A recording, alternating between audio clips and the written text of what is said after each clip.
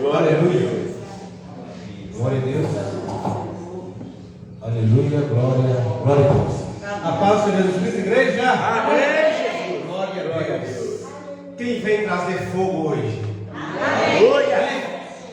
Irmãos, crente, quando ele veio para a casa do Senhor, a gente usa o costume de falar que nós vamos buscar fogo, mas nós temos que trazer fogo. Aleluia.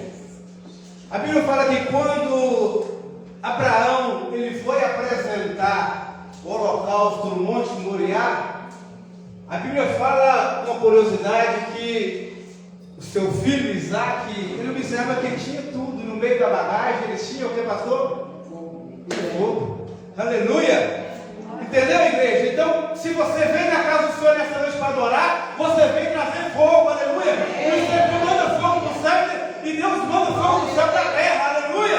Porque a presença dele é fogo nesse lugar. Aleluia. Glória a Deus. Quem tem fogo aí da glória a Deus? Aleluia. Quem tem fogo da glória a Deus? Aleluia.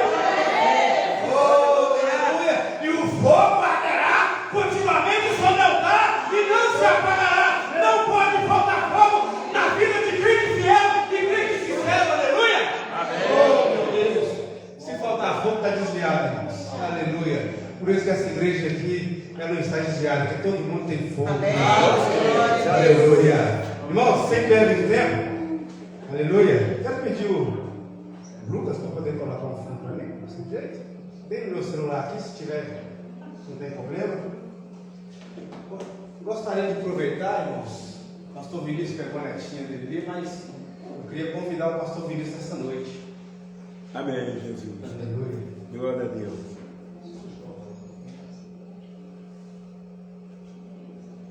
Aleluia. Pode trazer uma cadeira, pastor, por favor. Aleluia, Jesus. Nós vamos estar abrindo a sua Bíblia, o livro de Reis, capítulo 3. Coloca aqui atrás, por favor. Tudo do meu lado.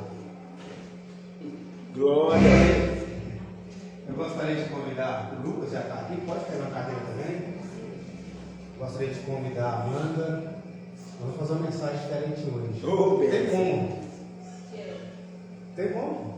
Trocar o sonoplasta hoje?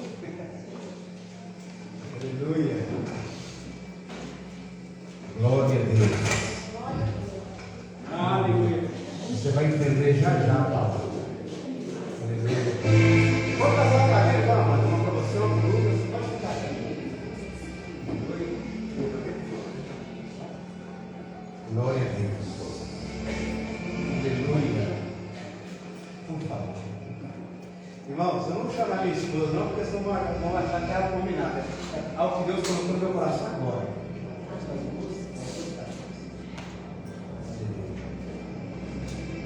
Obrigado. Aleluia. Senta aí, por favor. Vocês vão me ajudar a pregar hoje. Livro de 2 Reis, capítulo de número 3. Irmãos, eu não tenho costume de ler o capítulo todo, apenas versículo-chave, mas aqui eu quero ler mais versículos para os irmãos entenderem, os irmãos que estão comigo aqui. Diz assim, ó, vamos ler para não tomar tempo.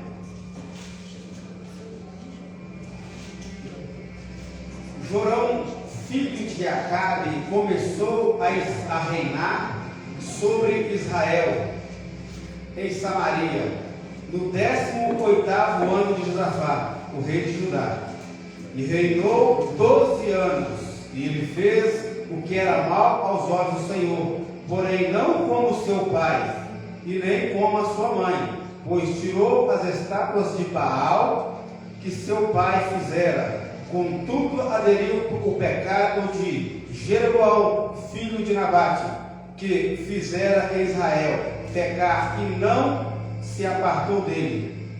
Então, nessa, rei dos Moabitas era criador de gados e pagava a Israel 100.000 cordeiros de lã e 100.000 carneiros. E morrendo, porém, Acabe, rebelou o rei dos Moabitas contra o rei de Israel, pois Jorão nesse mesmo tempo saiu de Samaria e convocou todo Israel. E ele mandou dizer a Josafá, o rei Ele mandou dizer a Josafá: o rei dos Moabitas se rebelou contra mim. Irás comigo à guerra contra os Moabitas? E ele respondeu: sim, irei. Serei como tu, o meu povo como o teu povo, e os meus cavalos como os teus cavalos. Então perguntou: por qual caminho subiremos? Jorão respondeu: pelo caminho do deserto de Edom.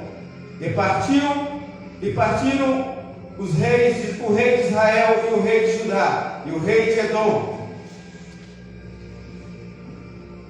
Durante 7 dias de viagem, o exército e os gados que seguiam não tinha água. Então disse o rei de Israel: o Senhor chamou esses 3 reis para entregar nas mãos dos Moabitas. Disse Josafá: não há aqui algum profeta do Senhor para que nós consultemos o Senhor por meio dele? Então respondeu um dos servos do rei de Israel: aqui está Eliseu, filho de Safate, que deitava água sobre as mãos de Elias. E disse Josafá: está com ele a palavra do Senhor. E então o rei de Israel, Josafá, rei de Edom, e o rei de Edom desceram até ele. Mas Eliseu disse ao rei de Israel: o que tenho contigo?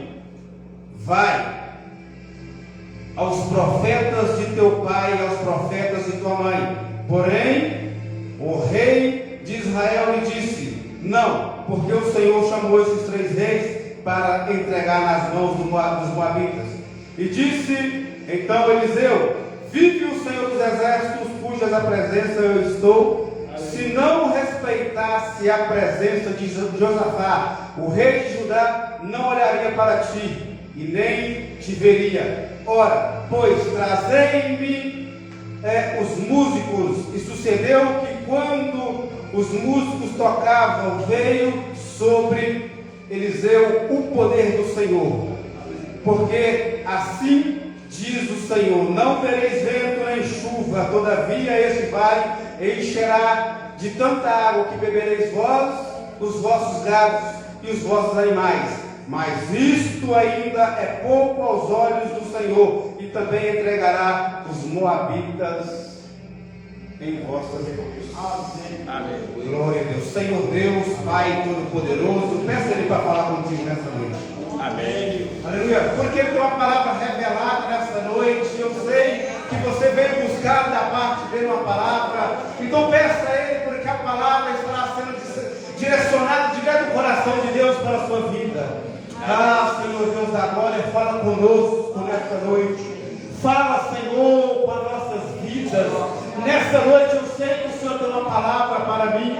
Eu sei que o Senhor tem uma palavra para a tua igreja. Eu sei, ó Pai da glória, que o Senhor tem algo revelado especialmente para nossas vidas, ó Pai. E eu me coloco em tuas mãos como canal. Senhor, eu coloco a vida do pastor, meu Deus, em tuas mãos santas, Senhor, porque eu sei que o Senhor tem algo nessa noite revelado por meio do teu servo, aos levitas, ó Pai da glória, porque eu sei que o Senhor tem algo a fazer por intermédio da vida deles e a tua igreja, ó Pai, cuja na tua presença está, meu Deus, o Senhor esperando algo da tua parte, meu Deus da glória, e eu sei que aqui há a presença do Senhor, aleluia, e o Senhor está neste lugar para poder fazer aquilo que lhe apraz. Assim eu te louvo e te agradeço. No nome de Jesus Cristo. Amém. Os irmãos podem se assentar. Amém. Aleluia. Irmãos, eu fiz questão de ler todos esses versículos para que vocês possam entender um pouco melhor essa história, para que nosso irmão pastor que vai me ajudar hoje pudesse também entender um pouco essa história. E essa história ela começou falando aqui acerca de Jorão, que era filho do rei Acabe e que ele tinha começado a reinar após a morte do rei Acabe sobre Israel. E a Bíblia fala que O rei Jorão, preste atenção nesse nome para vocês não confundirem os nomes. E o rei Jorão, então, ele começa como todo líder, como todo homem de frente. Ele começa a observar no meio da equipe dele o que estava acontecendo, o que deveria de ser mudado, aquilo que deveria de continuar aprimorando e melhorando. É assim, a gente que trabalha em linha de frente, eu sei que o pastor, ele é linha de frente, a nossa irmã também é linha de frente, o nosso irmão também é linha de frente, e vários de vocês aqui são linhas de frente, e eu sei que quando é nos confiado alguma tarefa, o nosso primeiro papel a ser realizado é fazer um mapeamento de tudo aquilo que está acontecendo na equipe, aquilo que está dando certo, não é assim, pastor? Aquilo que precisa de ser melhorado, aquilo que precisa de ser trocado, e a gente começa então a mexer em algumas áreas, porque aquilo que está dando certo, vamos tentar melhorar, vamos tentar fazer com que funcione melhor e que venha dar mais retorno, porque é assim que o nosso patrão quer. E aquilo que está ruim, nós devemos consertar, talvez até tirar para poder colocar algo. É assim, pastor, que a gente faz nos nossos papéis de linha de frente, de líder. E Jorão, naquele dia, ele começa a fazer um mapeamento do reino, e ele observa que quando o seu pai Acabe morre, Acabe ele tinha uma nação inteira que pagava tributo para Israel. E no mapeamento de Jorão agora, ele observa, ele faz a colocação de que aquele rei, chamado rei dos Moabitas, ele se rebelou contra Israel, e ele não quis mais pagar o tributo, que era 200.000 animais por ano. A Bíblia vai falar 100 mais 100.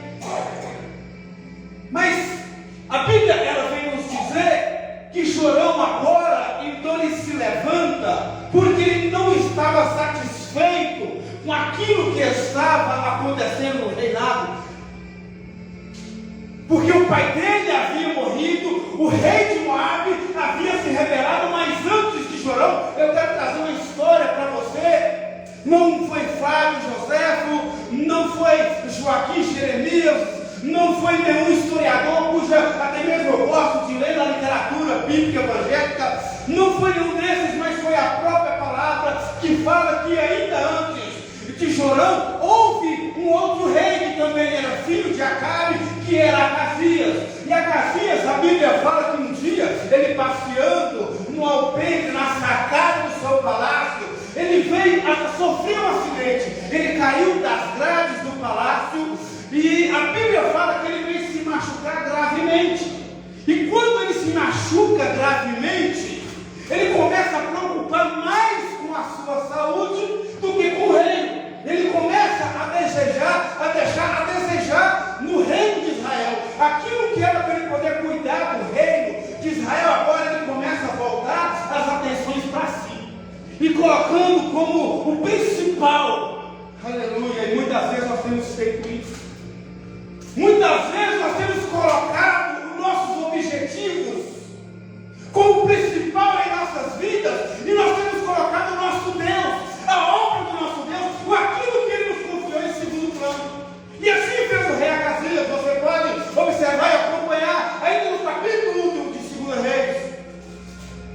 E ele começa a deixar desejar para poder cuidar da sua saúde. E alguns intérpretes, alguns historiadores vão dizer que ele sofreu alguma hemorragia e ele ficou muito mal. Outros falam que ele veio sofrer tão graves acidentes que ele ficou até mesmo acamado. E nessa mesma história a Bíblia fala que Acasias estava tão preocupado consigo próprio e esquecendo do Deus de Israel, que agora ele pega um dos seus súditos, um dos seus capitões, e ele fala assim: ó, vai até a cidade de Ecrón, que é uma cidade filisteia, você vai lá e consulta ao Deus de Ecrón para ver, pergunta ao Deus de Ecrón se porventura eu vou levantar dessa cama.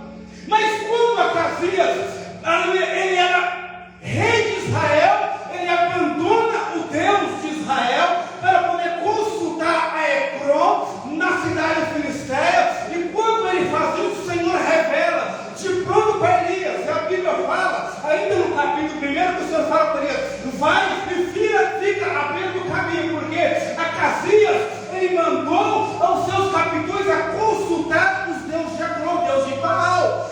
Pergunta para ele se porventura não há Deus de Israel. Oh, meu Deus. E quando o Senhor manda ele fazer essa pergunta, ele fala: porventura eu não sou Deus sobre Israel?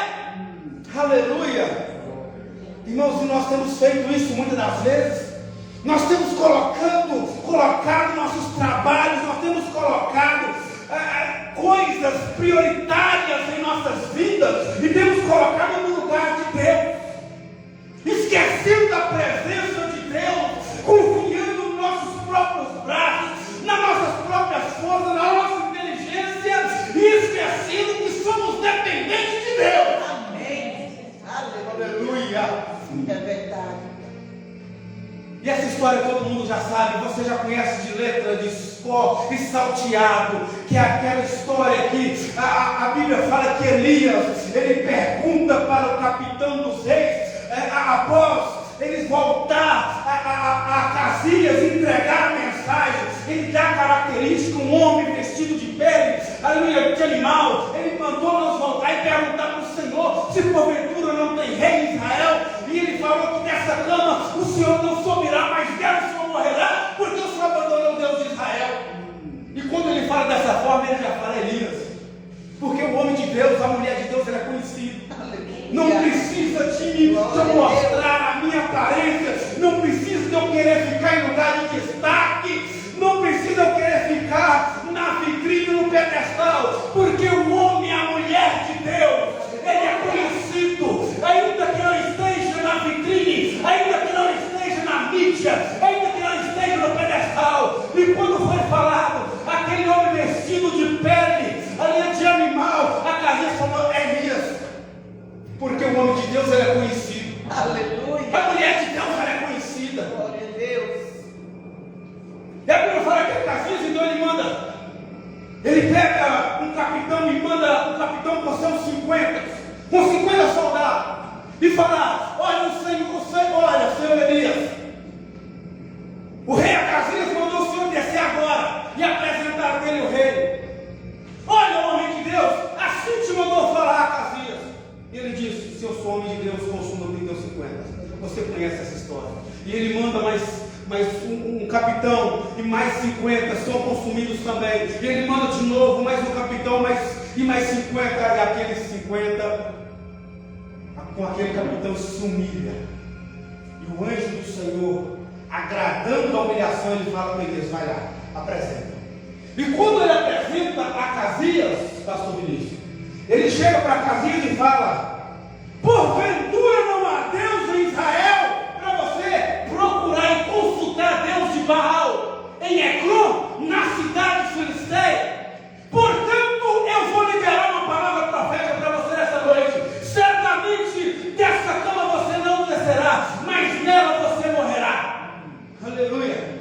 E foi prematuro o reinado de Acasias.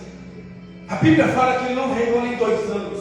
E quando Acasias morre, aí entra Jorão. E agora nós chegamos no texto que nós começamos a ler. Porque quando Jorão entra, ele identifica que seu irmão Acasias, que também era filho de Acabe, ele não fez nada. Ele preocupou apenas com a sua saúde e não fez nada acerca dos moabitas, dos tributos que eles tinham que pagar. E a Bíblia fala que Jorão, então, ele vai lá e derruba todas as estátuas de Baal, mas ele continua no pecado também. Ele continua desobedecendo ao Senhor. Ele continua adorando a outros deuses. E agora ele manda chamar Josafá. E a Bíblia foi bem clara e enfática em dizer que Josafá, ele estava no 18º ano do seu reinado, porque Jorão ele era rei de Israel, reino do norte, já era a era das tribos divididas, e Josafá ele era rei do sul, o reino de Judá. E uniu-se então esses dois reis, a convite de Jorão. Ele manda chamar Josafá, ele diz: porventura o Senhor irá comigo aos moabitas para poder pelejar contra eles, comigo? Irmãos, eu vou te trazer mais uma vez a história, e a Bíblia fala que Jorão, quando ele convida ao rei Josafá, ele sabia que Josafá jamais ia negar esse favor para ele, porque Jorão e Josafá, pastor, eles tinham uma aliança política, eles tinham uma aliança de sangue. Talvez você não entendeu, eu vou te explicar, porque a Bíblia ainda vai dizer que quando Acabe era vivo, Acabe, ele prestou socorro a Josafá para poder pelejar contra os assírios. E eram duas nações, era uma nação que estava dividida, que se tornava em duas, mas que na hora do aperto, por motivos políticos, por ser parentes, que era a sua aliança de sangue também, eles se uniam. E agora Josafá ele devia esse favor, porque o pai de Jorão tinha prestado também favor a Josafá, e ele sabia que Josafá não negaria.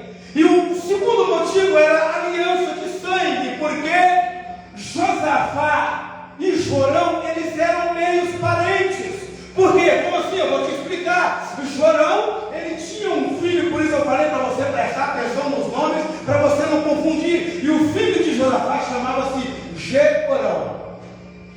E Jeorão ele era casado com Atália. Atália ela era filha também de Acabe e Jezabel, irmã de Jorão. E eles tinham esse pacto, essa aliança de sangue, parentesco. Então ele sabia que jamais ele ia negar esse favor, por eles ser parentes. Jorão ele era cunhado de Jeorão, irmão, que ele era irmão de Atália. Talvez você nunca ouviu falar de Atália, eu vou te explicar quem que é. Vou sair um pouco até do texto. Atália também era filha de Jezabel e Acabe. Interessante é que a nossa salvação ela passou pela mão de algumas mulheres na Bíblia. Eu quero exaltar as mulheres nessa noite, honrar elas. Uma é muito famosa, você conhece, que se chama Esther. E outra, eu vou te falar agora, talvez você nunca ouviu falar, já leu e passou despercebido, que se chama Joazeba.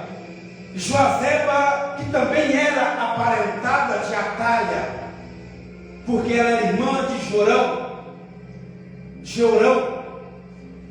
E Atália, ela era uma mulher tão perversa que a Bíblia fala que ela conseguiu, pastor, ser mais perversa que a mãe dela, Jezabel. Na nossa congenitura, a gente toma Jezabel, até o Apocalipse cita ela como a prostituta do Apocalipse, que prostituía com outros deuses. A gente julga como uma das piores, mas a Atália conseguiu superar. E o que ela fez? Atália induziu o seu esposo, Jeorão, pastor, a matar todos os cunhados dela, irmão do rei Jeorão, marido dela. E a Bíblia fala que, está lá em 2 Reis 8, pode ler que você vai encontrar. E Jeorão, ele mata todos os seus irmãos. Mas o plano diabólico de Atália era para poder tirar do caminho dela todos os sucessores do trono. Porque ela queria, na verdade, era herdar o trono. E ela sabia que se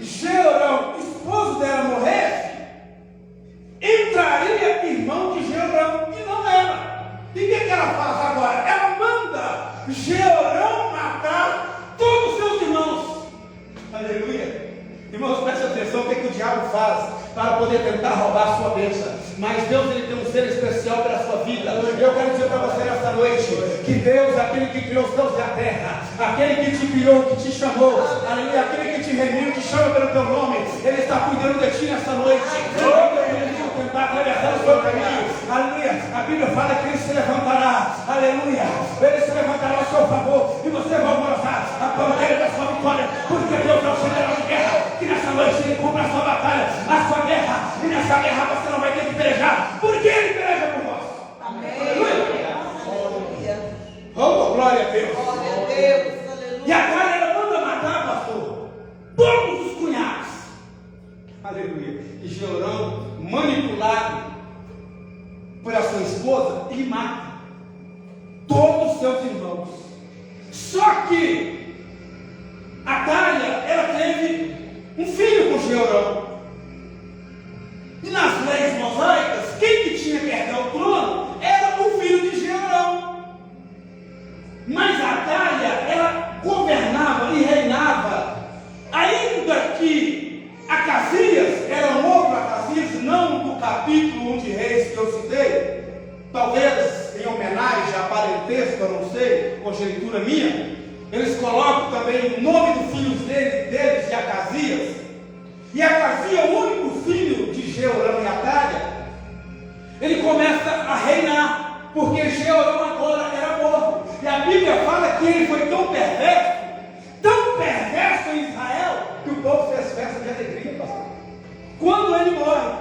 Ao contrário do que nós pregamos aqui, não sei se a igreja lembra, nós falamos do rei Uzias, que o povo, ele ficou muito tempo, anos, de luto pela vida do rei Uzias, porque era muito querido. Mas Jeorão não. Jeorão, a Bíblia fala que o povo não fez nem menção da morte dele, se alegraram, porque era muito perverso, porque ele estava num governo que estava sendo comandado, assim como a mãe de Atalha, Jezabel, governava no lugar de Acabe. Atalha governava, então quem governava no reinado de Jeorão era Atalha, e agora ela governou no lugar de Acasias. E Acasias, a Bíblia fala que então ele vai para a guerra em Ramote Gileade, e lá ele morre. E quando Acasias morre, pastor, Atalha, ela chega no cúmulo da sua perversidade. A Bíblia fala que agora Atalha, ela pega todos da linhagem do reino, todos da linhagem do clã, do reino de Israel, que ocuparia o trono. E agora ela manda matar todos que era da linhagem de Davi. Só que é um detalhe: se Atalha, ela consegue esse grande feito de matar todos da linhagem de Davi, adeus, pau para a nossa salvação. Porque nós precisávamos que Jesus, que também é da mesma linhagem, raiz de Davi, o servo de Jericó falou assim: Jesus, filho de Davi, tem misericórdia de mim. Então precisava de continuar, ou dar continuidade à linhagem, para que viesse o Messias, e através do Messias viesse a nossa salvação. Amém. Aleluia. E Atalha, um plano diabólico de herdar o reino, o que ela faz? Ela tenta cortar, obstruir a linhagem de Davi. E se ela consegue, acabou a nossa salvação, porque é daí que viria o Messias. Mas a Bíblia fala no livro dos Salmos que o Senhor diz desta forma: porque eu, o Senhor, eu mesmo jurei pela minha santidade que jamais faltaria varão para que pudesse ocupar a cadeira do trono de Davi. Jamais faltaria homem varão para ocupar o reino, a linhagem de Davi, e dar sequência. Irmãos, o Senhor Deus jurou pela santidade dele, pela sua salvação. O Senhor Deus, você tem motivo pela glória aí nessa noite, porque o Senhor Deus jurou pela santidade dele. Quando ele jurou pela santidade dele, ele não faltaria o varão para ocupar o trono. Ele estava querendo dizer: eu juro pela minha santidade,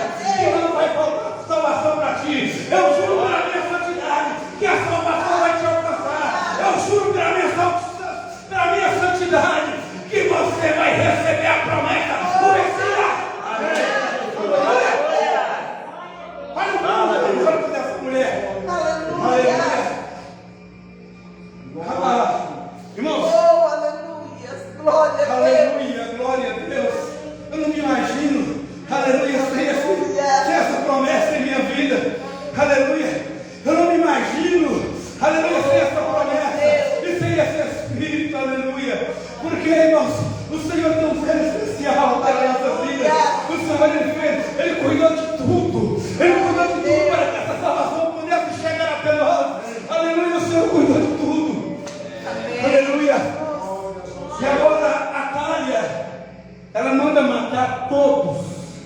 Aleluia. Aleluia. Meu Deus. Aleluia. Deus. Amém, Jesus. E ela manda matar todos. E a Bíblia fala que havia uma mulher, esposa de sacerdote, chamada Joazeba, que quer dizer o Senhor cumpre. Aleluia.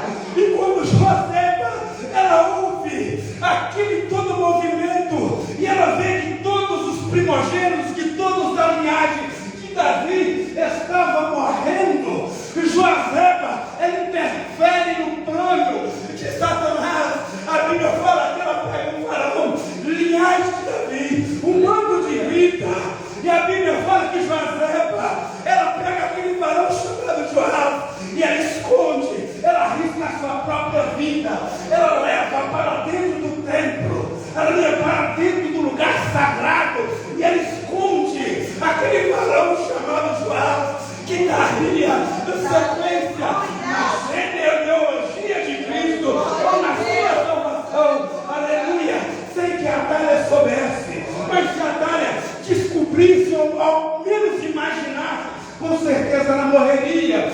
O seu esposo, Joaída, também morreria, porque era uma afronta, porque agora Atália era a sucessora do rei, porque não tinha ninguém. Aleluia. E a Bíblia fala que Atália, ela reinou, pastor, durante 6 anos. Na mente de Atália, ela era a maioral. Na mente de Atália, ela era, aleluia, a maior no reino. Glória a Deus. Mas a Bíblia fala que o menino, ele foi crescendo. Joazeba estava cuidando, aleluia. O menino ficou crescendo. Talvez você não tenha entendido, eu quero dizer para você nesta noite que a sua promessa está crescendo. Aleluia. Aleluia. A sua promessa está crescendo. Aleluia. O tempo passava. Aleluia. O menino estava escondido no templo, no lugar, aleluia, da adoração. A sua tal promessa está crescendo aqui. Não é lá fora, não. É no lugar da adoração. A promessa daquele que ama a Deus está crescendo aqui. É no altar. É no lugar da adoração. Se você quer adoração nessa noite, adora Ele, porque a sua promessa está crescendo. A tua promessa está crescendo. A tua promessa está crescendo. Adora Ele, porque a tua promessa está crescendo. A tua promessa está crescendo.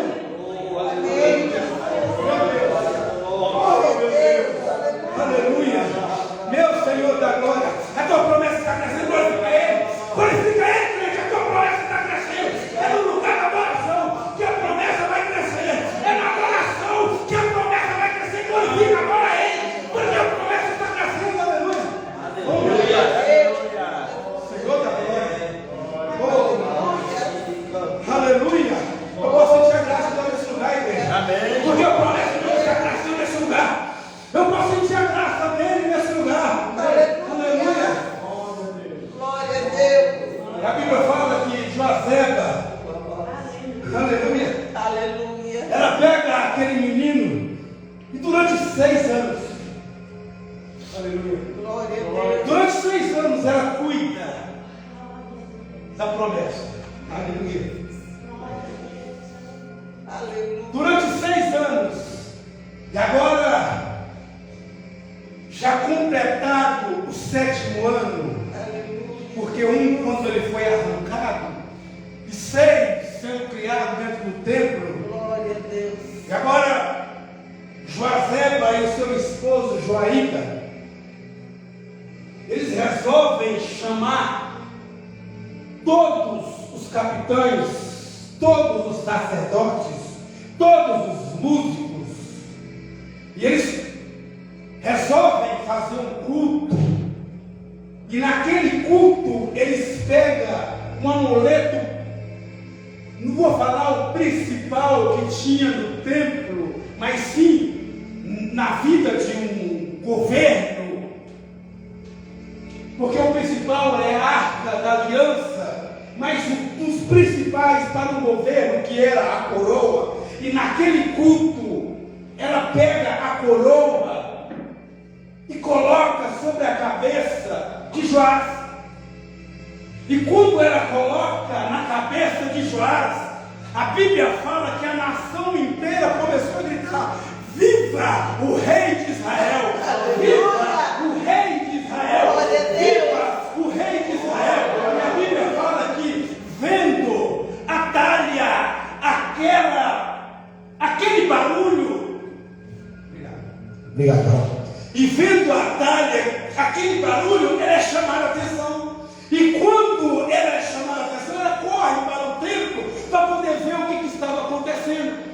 E a Bíblia fala, pastor, que quando ela chega na porta do templo, Joséba e Joaída, seu esposo, o sacerdote, eles já tinham preparado tudo, irmãos. Crente, ele tem que preparar terreno, sim. Crente, ele tem que preparar, sim. Não pode fazer as coisas relaxadamente, não. Crente, ele tem que ter estratégia. E Joséba, ela pega os capitães e coloca na porta do templo. Ela pega os sacerdotes e manda rodear o rei para poder dar cobertura para ele. Ela pega os levitas e manda eles cantar e o povo gritar: viva o rei, viva o rei, viva o rei. Quem pode dizer o rei essa noite? Viva o rei, viva o rei, viva o rei, viva o rei, aleluia, aleluia, dá glória, viva o rei nessa noite, aleluia.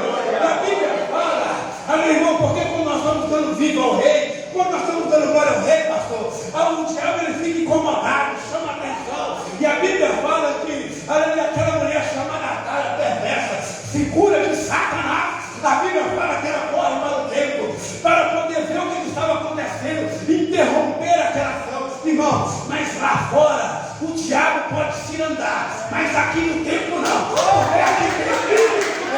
Lá fora o diabo pode fazer o que quiser, mas aqui no templo não. Porque aqui no templo tem a presença do rei, aleluia, e tem a presença de Deus nesse lugar. Aí a Bíblia fala que quando a Atália, ela entra no templo, ali os capitães de Joaída e Joséba, ela pega a Atália. Irmão, se você não sabe, o templo ele tinha 12 portas.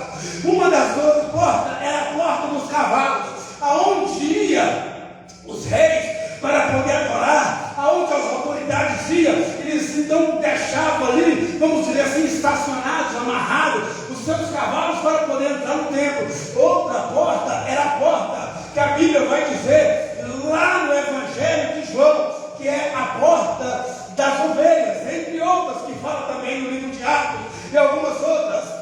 Mas interessante é que a Bíblia fala que quando entra, aquela mulher, ela entra, aleluia, pela porta dos cavalos, aleluia, porque crente, ele entra pela porta das ovelhas. Crente, ele entra pela porta das ovelhas, aleluia. Mas aquela mulher, cavalo de Satanás, a Bíblia fala que quando ela entra pela porta dos cavalos, os capitães pegam ela e leva para fora e fala: se alguém quiser aderir, unir a ela, vai morrer ela e todos aqueles que aderir a ela. Todos aqueles que aderir a ela vai morrer também. A Bíblia fala que foi morta então aquela mulher cruel chamada Atália na porta dos cavalos. Glória a Deus. Só para você entender um pouco a história. Aleluia. E agora que Jeorão já era morto, Jorão ainda era rei, e ele chama Josafá, e Josafá, devido a essa dívida com Acabe, o pai de Jorão, Josafá responde da mesma forma: os meus homens, o meu exército é o seu exército, os meus cavalos são os seus cavalos, irei contigo. E a Bíblia fala que então Josafá pergunta: por onde nós iremos? E eles dizem: nós iremos pelo caminho do deserto. Ai, irmãos, pena que eles não oraram ao Senhor antes, porque o povo de Deus, todas as vezes que tomou uma decisão, eles pegavam o efode, eles oravam ao Senhor, eles pediam direção e pediam resposta, mas nesse dia não. Eles escolheram de livre e espontânea vontade o caminho do deserto. E a Bíblia fala que quando eles chegam, vou resumir, irmãos, porque o tempo passa rápido demais. A Bíblia fala que quando eles chegam no deserto, pastor, eles começaram a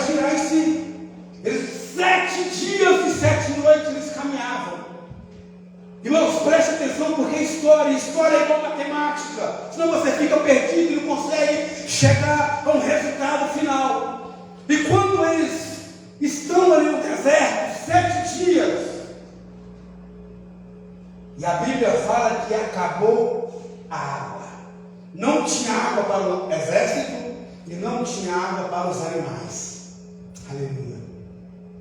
Porque o povo, naquela época, eles iam aos caminhos dos desertos, e eles, todas as vezes que eles tinham que percorrer um longo caminho, levavam consigo animais, que servia como a sua despensa viva.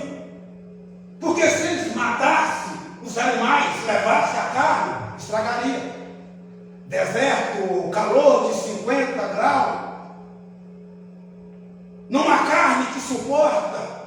Então eles levavam as suas despensas vivas, os animais. E agora, se os animais morrem, acabou o alimento. E para piorar, o próprio exército de Josafá também não tinha água. E eles podiam ter sobreviver um pouco sem o alimento, mas sem a água é impossível. E o interessante é que a Bíblia fala que Jorão ele começa agora a murmurar. Depois de tomar decisões erradas por conta própria, ele fala: porventura o Senhor nos trouxe para esse deserto para matar esses 3 reis.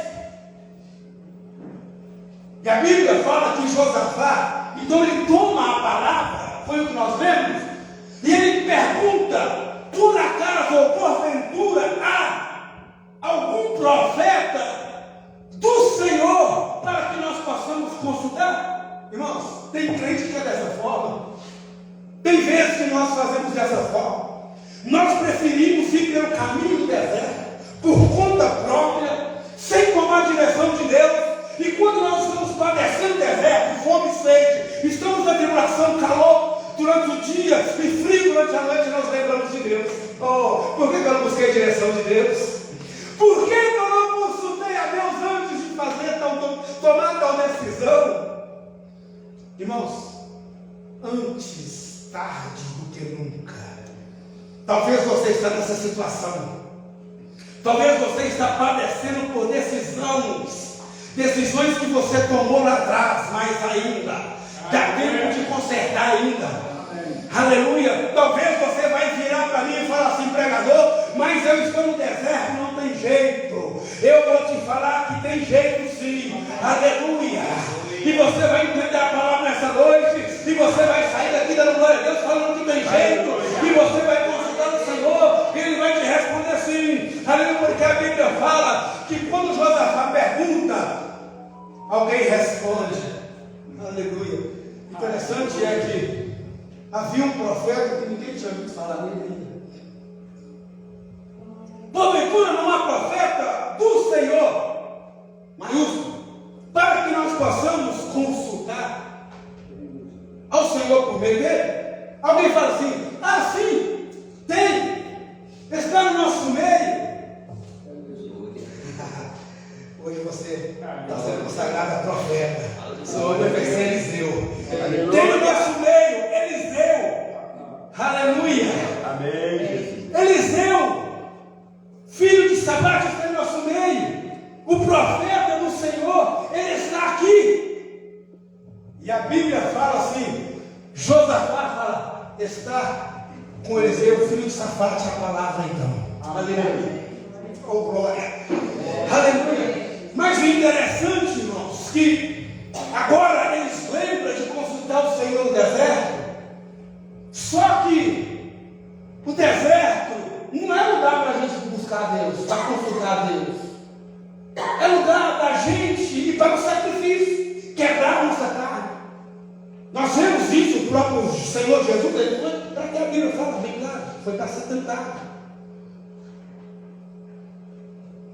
E a Bíblia fala que agora alguém fala assim: ah, está aqui, Eliseu, filho de Safate, o homem que deitava água nas mãos do profeta Elias. Oh, glória! Aleluia! Eu vou te explicar por que o mensageiro fala isso, você vai entender.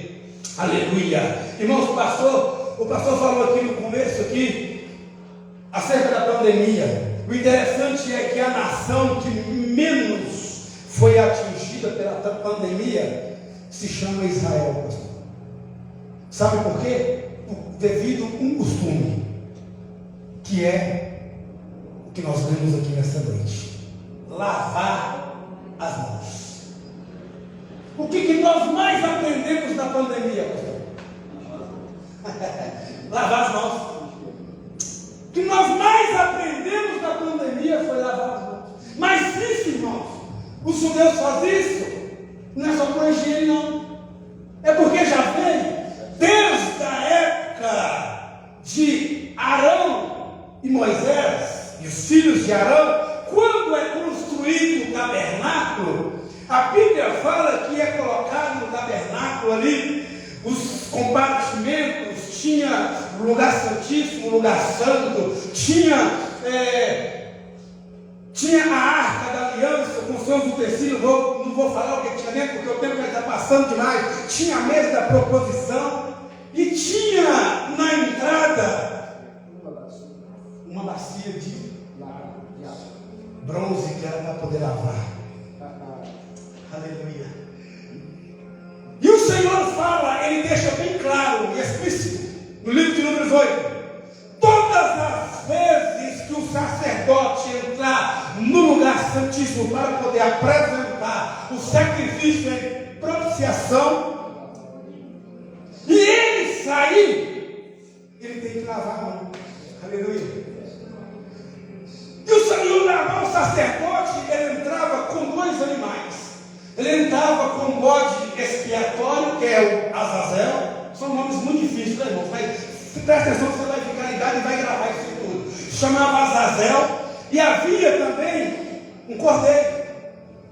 E a ordem do Senhor para o sacerdote era imolar, sacrificar o cordeiro. E quando ele sacrificava o cordeiro, a Bíblia fala que ele se salpicava todo, se sujava de sangue. E a Bíblia fala que ele sacrificava o cordeiro e colocava a mão sobre o bode Azazel, o bode, e transferia o pecado de todo o povo para o bode e soltava ele para o caminho do deserto para que ele pudesse morrer. Beleza. E agora que estava feito esses trabalhos sacerdotal, o sacerdote já tinha que vir naquela bacia de bronze. Pode desligar, por favor, cara. Ele tinha que ir naquela bacia de bronze. E quando ele chegava naquela bacia, ele olhava para aquela água que era limpa. E o Senhor fez isso com um objetivo, porque o sacerdote, ele fazia expiação do pecado de todo o povo, ele via o pecado de todo o povo. Mas agora chegou um momento que ele chegava na bacia e a água refletia o seu rosto salpicado de sangue, e ele via o seu próprio pecado. E agora chegou um momento que ele expiou pelo povo, mas agora era o momento dele purificar a si próprio, ou se santificar. Ele tinha que se lavar, ele tinha que ver o próprio pecado dele e se lavar, se purificar. E a Bíblia fala que então houve-se essa tradição. Todas as vezes que entrasse para poder fazer algum culto ao Senhor, apresentar algum sacrifício, aqueles levitas, sacerdotes, eles tinham, antes de qualquer ritual cristão, pastor, eles tinham que se purificar, lavar as suas mãos. E os judeus chamam de Netilat Yadai, que até hoje é praticado pelos judeus ortodoxos, que creem que se eles levantar e antes deles fazer a oração do Netilat Yadai, e eles pronunciar qualquer palavra, o dia não vai bem, porque eles não se santificaram. Se eles não lavarem as suas mãos, o seu dia não vai bem, porque eles não se purificaram, não se santificaram. E aqui hoje, a Israel, se você até mesmo pegar vídeos em Israel, do Muro das Lamentações, na mesquita islâmica que tem Israel, que é ali gerenciada pelos árabes, você vai ver que ali há cubas, há tanques, que há vasilhas com duas alças, porque não pode ser uma só. Com uma ele lava uma mão, pega a outra alça e lava a segunda mão. Então eles se santificam e depois eles vão para o muro da oração para poder clamar. É a tradição deles até hoje. Mas o Senhor, ele veio e quebrou, entre aspas, essa tradição. Mas os povos ortodoxos até hoje trazem isso no seu costume. E quando é que Cristo quebra essa tradição? Em Mateus 15, a partir do 11, quando os fariseus eles chegam, eles falam: mestre, por que os seus discípulos, todas as vezes que eles vão comer pão, eles não praticam a Netilat Yadayim, ou eles não lavam as mãos? É porque é muito simples. Na época de Arão, de Moisés, o povo fazia a propiciação dos pecados, era de fora para dentro. Mas agora Jesus ele inverte o quadro. E Jesus começa a falar: aleluia, hipócrita, vocês não sabeis que o que contamina é aquilo que sai e não aquilo que entra. Quando você for se santificar, se santifica, mas agora é de dentro para fora. É de dentro para fora. E crente tem que santificar de dentro para fora. Aleluia. Glória a Deus. Nós ainda temos esse costume da Netilat Yadayim, mas é o contrário, é de dentro para fora. Não é mais com água, mas é com obediência. E Jesus fala: vocês não sabem obedecer, nem os seus pais e as suas mães, vocês desonram eles e querem pregar a santidade. Pode ler lá, está escrito isso. E os judeus faziam oração, e aqueles escribas, aqueles fariseus, eles queriam fazer a todo custo que os discípulos também fizessem essa oração. Nós já fizemos, meu Deus, aqui. A do Netilat Yadayim é um pouco contrário, é um pouco diferente. Não vou falar porque o tempo está corrido. Aleluia. Mas agora, sabendo dessa tradição, que os discípulos até mesmo falam na tradição mosaica e dos anciões, em Mateus 15, 11, mas o engraçado é que Eliseu sabia dessa tradição.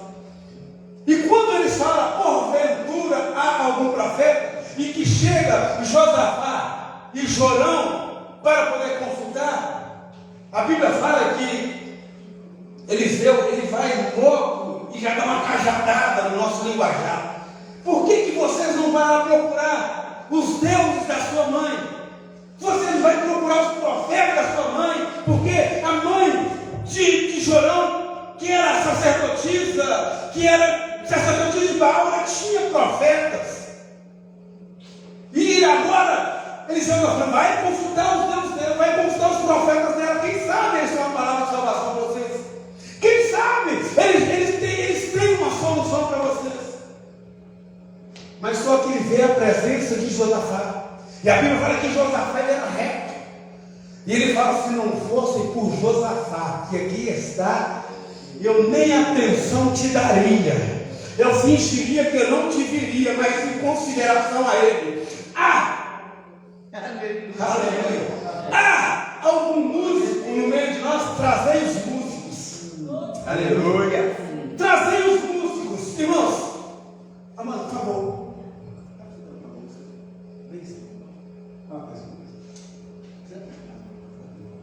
Amém, Jesus. Alguns músicos. Irmãos, interessante aqui, quando o mensageiro fala, ele estava falando assim: olha, tinha um homem que era preocupado com a santidade de Elias, porque todas as vezes que ele ia profetizar, Eliseu deitava água na mão de Elias, purificava, para Elias profetizar. Agora eu quero fazer um culto no deserto. Olha isso para você ver, irmãos. Crente que não buscou a presença de Deus antes de tomar direção no seu caminho. Agora, pastor, ele é obrigado a fazer culto no deserto. E o que eu falei que eu tinha algo que ia te chamar a atenção, que ia alegrar o seu coração nessa noite, é que se você fizer culto no deserto, aleluia, não importa o deserto que você está atravessando, mas se tiver culto no deserto, vai ter presença de Deus, aleluia. Se tiver sinceridade no deserto, se tiver, aleluia, santidade, aleluia, no deserto, se tiver culto espiritual no deserto, vai ter presença, porque onde há sinceridade, aonde há santidade, há presença de Deus, aleluia. A presença de Deus. E agora? Aleluia. E agora? Ele sempre chama os músicos. Irmãos, não dá tempo porque o tempo é muito escasso. Eu queria falar um pouco sobre os músicos, mas não dá. Aleluia. E os músicos, eles sempre tiveram um papel fundamental nos rituais religiosos, nos cultos na casa do Senhor. Aleluia. Oh, meu Deus. Ah, pastor.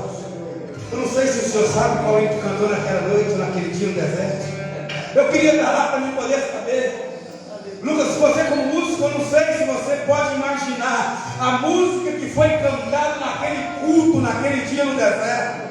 Eu queria estar lá para me poder saber, ou pelo menos poder imaginar a música que foi cantada, o hino que foi cantado naquele culto. Aleluia. Agora eu não sei se você imagina o culto que foi, o hino que foi louvado naquele dia, naquele deserto. Aleluia. Oh, igreja, eu não sei se o seu raciocínio tem capacidade de alcançar ou de imaginar, se o seu imaginário ele é tão, ele consegue ir tão além que consegue imaginar a música cantada naquele culto, naquele dia no deserto. Eu não sei, mas uma coisa eu tenho certeza, aleluia, que não importa a música que foi cantada, aleluia, a Bíblia fala que eles fizeram culto no deserto. Fica de pé, vamos fazer culto nessa noite.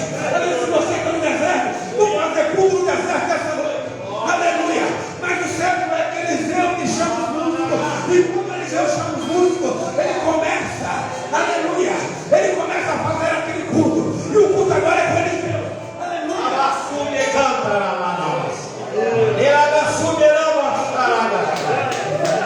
E Eliseu disse: comece a fazer copas.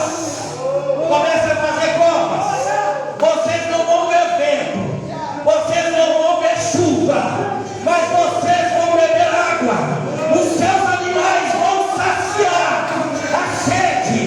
E eu, quando vocês estiverem saciando, eu vou visitar os inimigos e vou derrotá-los. Talvez nessa noite você está assim, meu irmão.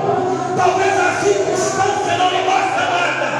Talvez está como naquele dia quando Eliseu estava dizendo: vocês não vão ver chuva, vocês não vão ver vento, mas vai ter água, vocês vão saciar. Eu não sei qual é a sua sede nessa noite, eu não sei qual é a sua necessidade nessa noite, eu não conheço o seu coração.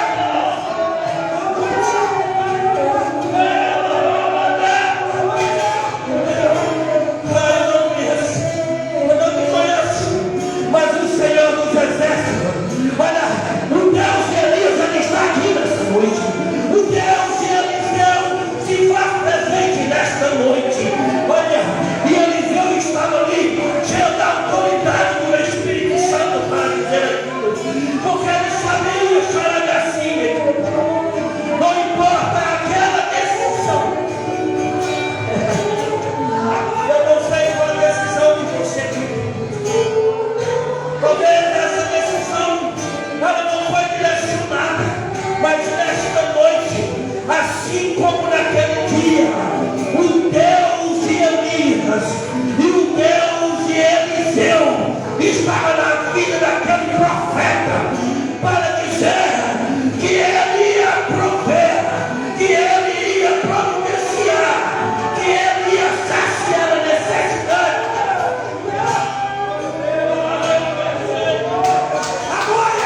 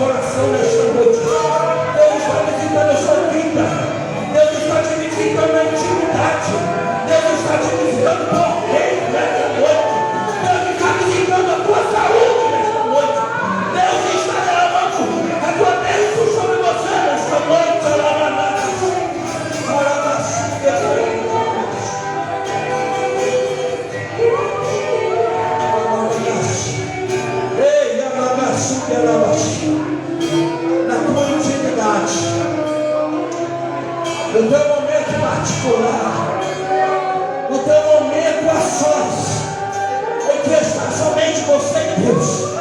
Você tem falado com o Senhor. Senhor, ouve meu clamor, ouve a minha oração, Senhor. Responda a minha oração. E nesta noite, eu sou boca de Deus para me dar.